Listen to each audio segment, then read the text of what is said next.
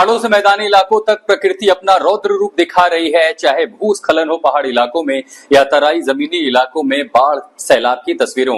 नमस्कार, आप देख रहे हैं आज तक आपके साथ मैं हूं आशुतोष मिश्रा और आज हम बात करेंगे कि कैसे कुदरत का कहर बरप रहा है। जहां उत्तराखंड हिमाचल जैसे इलाकों में भूस्खलन हो रहे हैं, उससे जनजीवन तबाह हुआ है, राजमार्ग प्रभावित हो रहे हैं, तो वहीं उत्तर प्रदेश बिहार जैसे इलाकों में बाढ़ ने जीना हराम किया है लोगों का। लोग परेशान हैं और जनजीवन पूरी तरह अस्त व्यस्त है।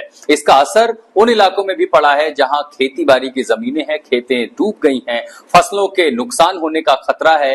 तो वहीं पर बनारस और इलाहाबाद जैसी दूसरी ऐसी तस्वीरें भी हैं जहां पर गंगा नदी अपने उफान पर है और अब धीरे धीरे बाढ़ का पानी रिहायशी इलाकों में प्रवेश कर रहा है। यानी पहाड़ों से लेकर के मैदानी इलाकों तक इस समय प्रकृति का कहर दिखाई दे रहा है।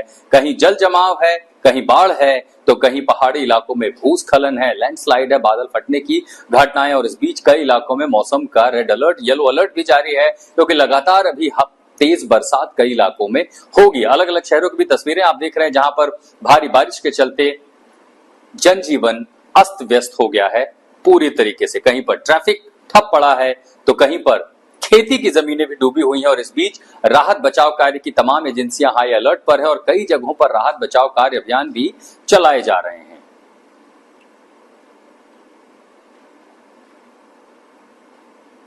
तो इससे पहले हम आपको यूपी के ग्राउंड रिपोर्ट दिखाएं कि यूपी के किन इलाकों में हालात कैसे हैं। सीधे समर श्रीवास्तव का रुख कर लेते हैं। समर्थ, आप बताएं कहां पर हैं आप और इस समय बारिश के चलते उत्तर प्रदेश के किन इलाकों में सबसे ज्यादा स्थिति खराब है? आशुतोष, देखिए इस वक्त मैं लखनऊ में हूं और आज फिलहाल यहाँ धूप है, लेकिन कल परसों लगातार आंधी पानी और बारिश हुई जिससे कई जगह पर जल भराव भी हो गया था। लेकिन जो पूर्वांचल है वहां के हालात बिगड़ रहे हैं। खासकर जो प्रयागराज है, वाराणसी है और गाजीपुर है, यहाँ पर गंगा का जलस्तर बढ़ रहा है। तो वहीं बनारस में वरुणा का जलस्तर बढ़ रहा है।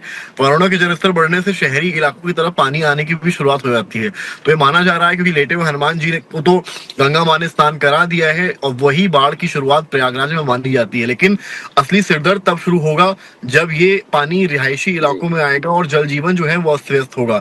तो ऐसे में अब अगले 2 से 3 दिन बहुत क्रूशियल होने वाले हैं। उसमें ही जो दारागंज इलाके हैं, जो अन्य इलाके प्रयागराज के हैं, जो शहरी हैं वहां पानी भरेगा, घरों में पानी भर जाएगा, तो वो बड़ा एक मसला होगा। और एसडीआरएफ, एनडीआरएफ की टीम्स भी वहां तैनात की जा रही हैं जिससे समय रहते बाढ़ पर कंट्रोल किया जा सके। बहुत शुक्रिया समर, तमाम जानकारी के लिए आप नजर बनाए रखें। और इस बीच सबसे ज्यादा जो, जैसा कि समर श्रीवास्तव हमारे संवाददाता बता रहे हैं कि पूर्वांचल, पूर्वी उत्तर प्रदेश और बिहार के इलाके सबसे ज्यादा प्रभावित होंगे, खासकर प्रयागराज में जहां गंगा का स्तर बढ़ चुका है। वहीं वाराणसी में भी नदियों का जलस्तर बढ़ने के चलते रिहायशी इलाकों में पानी के घुसने का खतरा है, जिसके चलते तमाम राहत बचाव कार्य की जो एजेंसियां हैं वो स्टैंड बाई पर हैं। और ऐसी ही तस्वीर लगभग बिहार में भी है, वहां पर भी हालात खराब हो सकते हैं। अगर अगले 2 से 3 दिन बेहद चुनौती भरे हो सकते हैं। देखिए रिपोर्ट।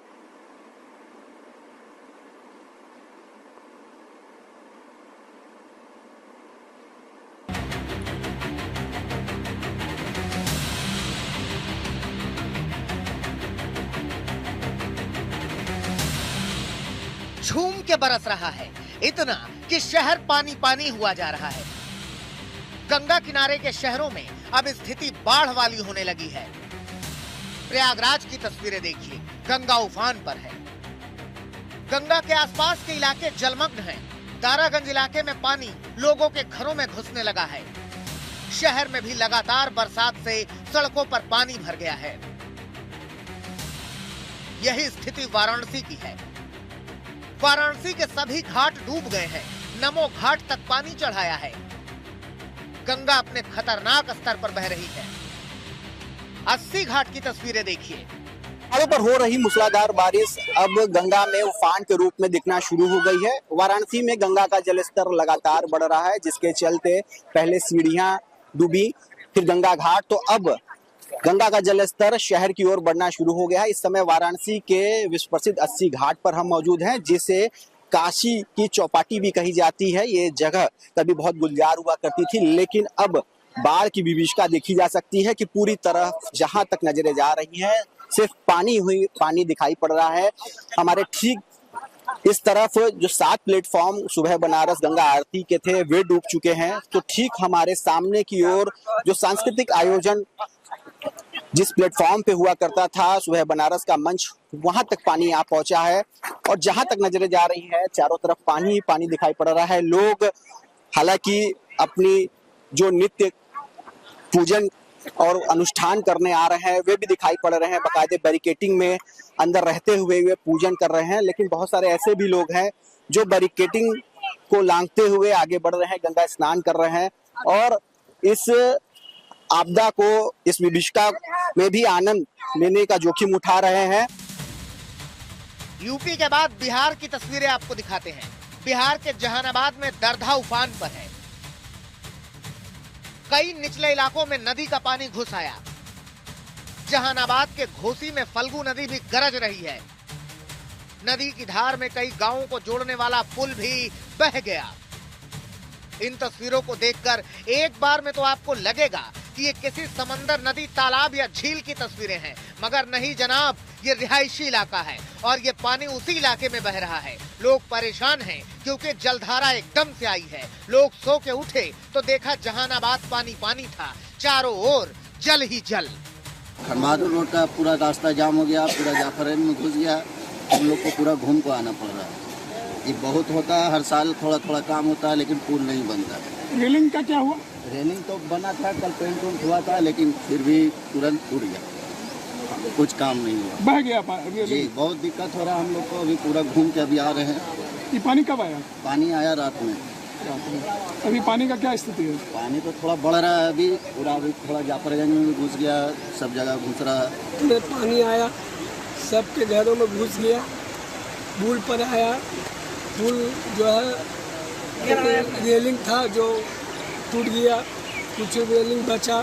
जाफरगंज में पानी में सब घुस गया है, जो किनारे में था ऊपर में भी और पानी चढ़ गया है। और अम्बेडकर नगर में भी, अम्बेडकर नगर में तो और घुसा हुआ है। बिहार में बारिश ने प्रशासन की पोल खोल दी है। जमुई में बारिश के बाद शहर पानी पानी है। एक स्कूल वैन पानी में फंसी तो बच्चों को धक्का लगाना पड़ा। जमुई का विकास आपने देख लिया और अब नवादा चलते हैं। बिहार के नवादा में बारिश की वजह से सड़क बह गई, पुल रह गया। ये पुल कई पथखुरी नदी पर बना है। इसके दोनों तरफ सड़क अब नहीं बची है। बारिश की वजह से पथखुरी नदी में उफान आ गया और सड़क बह गई। ये सड़क प्रधानमंत्री ग्राम सड़क योजना के तहत बनाई गई थी। नवादा की ही एक और तस्वीर देखिए। नारदीगंज को जिला मुख्यालय से जोड़ने वाला पुल जमींदोज हो गया है। सिसमा इलाके में धनार्जय नदी के ऊपर बना पुल धंस गया। पुल पर 10 फीट तक गहरा गड्ढा हो गया है। गांव वालों ने ईंट रखकर धंसे पुल के पास बैरियर बनाया ताकि लोग इसमें गिरने से बचें। अब जरा इन तस्वीरों को देख लीजिए। लहरों का ये शोर डराता है, खौफ से भर देता है। ये रोहतास में सोन बराज की तस्वीरें हैं। सोन बराज में जलस्तर बढ़ गया है। रोहतास के रिहायशी इलाके भी पानी पानी है। अब इसी बंगाल के आसनसोल की तस्वीरें देख लीजिए। पश्चिम बंगाल के आसनसोल में बारिश ने सड़कों को डुबो दिया है। रेलवे स्टेशन के पास इतना पानी भर गया कि यात्रियों को तैरकर स्टेशन जाना पड़े।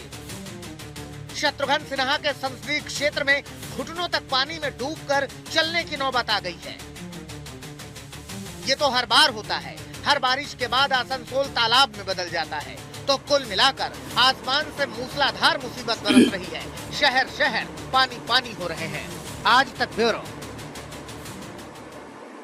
तो मौसम की मार से पूर्वी भारत में नहीं है बल्कि उत्तर भारत भी इसमें सबसे ज्यादा प्रभावित हुआ है। हरियाणा हो, पंजाब हो और इसी के साथ साथ उत्तरी मध्य प्रदेश हो, हर उन इलाकों में सैलाब दिखाई दे रहा है जहां नाले उफान पर हैं, सड़कें दरिया बनती जा रही हैं, जल जीवन अस्त व्यस्त है क्योंकि रिहायशी इलाके भी अब धीरे धीरे वहां भी पानी का प्रवेश हो रहा है। कुल मिलाकर के मौसम ने, प्रकृति ने प्रशासन के दावों की, सरकार की तैयारियों की और बाढ़ जैसी हर साल आने वाली मुसीबत से लड़ने की तमाम कोशिशों पर पानी फेर दिया है, उनकी कलई खोल दी है। देखिए रिपोर्ट। जुलाई में आसमान से तबाही बरस रही है।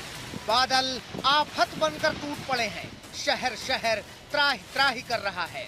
कहीं शहर दरिया बन गया तो कहीं सैलाब का शहर पर कब्जा हो गया। हर तरफ तबाही का आलम है।